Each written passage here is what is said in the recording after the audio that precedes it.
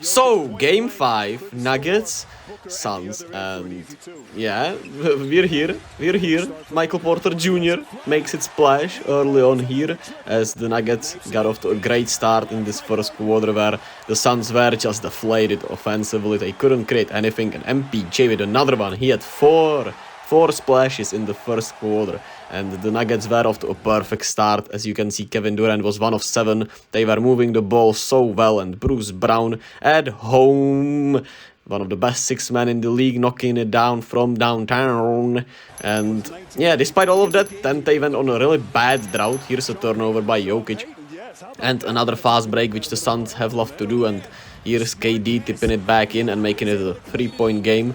As the Suns were able to get more in transition in the second quarter, the Nuggets played really bad, and I don't know what the hell happened there. Devin Booker continued to be Devin Booker, even though it was not as sensational as in Phoenix, as in the Here's Jamal Murray, easy take to the basket. He was taunting and he got a technical for that, which is lame, but what can you do? It's the modern NBA.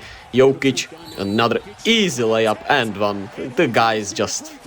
Man, what a player Jokić is. He's just insane. Here he's on the break, getting another easy layup, and the Nuggets blow this game wide open in this third quarter as they started to make, and they defended so well. They threw pretty much the same coverage at KD and Devin Booker as they did in Phoenix, but they weren't able to make those tough shots, and they made it so tough on them. And yeah, Bruce Brown finishes us off here with another splash. Bruce Brown is one hell of a player, man. And he had 25 points tonight, so probably his best performance all playoffs, even though he had some really good performances against the T-Wolves and even against the Suns. So shout out to Bruce Brown, he's a gamer. I don't know, man, last year in the playoffs when how he played against the Celtics, I just knew he was gonna be a really good player for a long time now. So yeah, I'm not lying. But shame I didn't have a YouTube channel back then. Jamal Murray struggled offensively, shooting-wise, but then got going later on as the game got away from the Suns, and he caught his rhythm, so that's a good sign for the Nuggets also.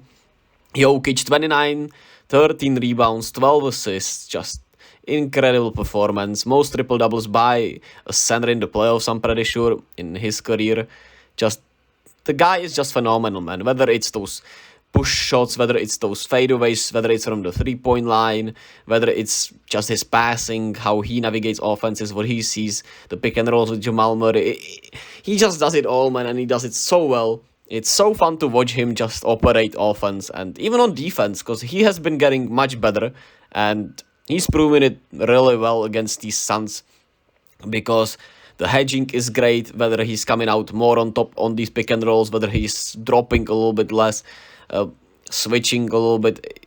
I mean, not really, but you know what I'm saying here. He has just improved so much in all these nuances of defense, and it's paying huge dividends for him. He's been defending his ass off, and overall just defending really well.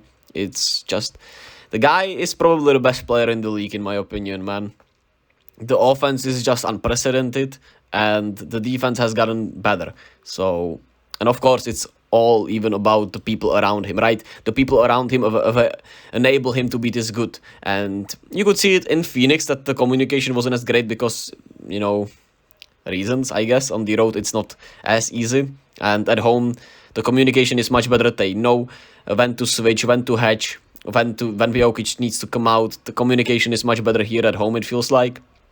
And they execute those defensive assignments perfectly, man. Whether that's staying attached, whether that's getting higher on the coverage of the pick and roll, everything. And it's really great. They had just 10 turnovers, which is great, of course, also because they didn't allow Phoenix to get in transition, which has been probably Phoenix's biggest strength. That has gotten them to tie the series in Phoenix, because they were able to push the ball way faster on the Nuggets in there, and it was played at their pace, while here it was played more of the Nuggets pace. So there's that. MPJ with a great start to this game, had an overall really good game. Aaron Gordon played once again really good defense on KD. They are making it really physical on him, and he didn't get those foul calls he was getting in Phoenix, so that was also something. And he missed 3 free throws, man. KD missed 3 free throws, 6 of 9. I don't know when that's the last time that happened, but the guy has not missed many free throws this year even, so that was a sign maybe of things to come tonight. And KD 26, 11 and 7, but he had 5 turnovers, some really bad turnovers. And overall, I don't know, didn't feel like a good Kevin Durant game, to be quite honest with you, right? 26, 11 and 7 is obviously great on paper, but when you watch the game, it felt like he was kinda bad. The same goes for Book, actually. I mean, bad. It's hard to say he's bad, but obviously, based on the standard he has been playing, it was a bad game in that sense, right? The standard that Book has set for himself throughout this postseason, it was a really, not a bad game, but a meh game, which the Suns unfortunately can't afford with their bench, which is not great. Even though today they didn't play horribly, they didn't play bad, but it wasn't obviously something like Landry Shamet's 20 points last time. But they didn't play bad, to be fair to them. Terence Ross had some moments. I like Jock Landale once again in there. TJ Warren had a solid start and kind of fizzled out. So it wasn't bad from the bench at all, but I mean, it wasn't enough. The 3-pointers were falling for the Nuggets. A little more than for the Suns. They got to the line more than the Suns. They were shooting much better inside the paint area, with Jokic obviously going crazy. Ayton probably had his best game of this series, which doesn't say much, unfortunately. He's a prime candidate to be traded this offseason, but we are getting once again ahead of ourselves here with trades and shit. Doesn't matter right now. We'll see if the Suns can make those tough shots that they were unable to make here in game 6 and push this to 7. I think they really can, obviously. Maybe CP3 will play. He talked about he was trying to. But I don't think that's an advantage for the Suns. I think that just slows them down once again, and that is advantage for the Nuggets. So we'll see. We'll see what happens. But I think the Nuggets have a much more, proof strategy. Their defense is better. Their offense is better because Jokic is just that guy. And at the end of the day, the Suns are relying way too much on two guys, on isolations, even though it has worked in a way as well as it could, in my opinion. It's probably not sustainable, and I think they're going to go down in 6, maybe 7.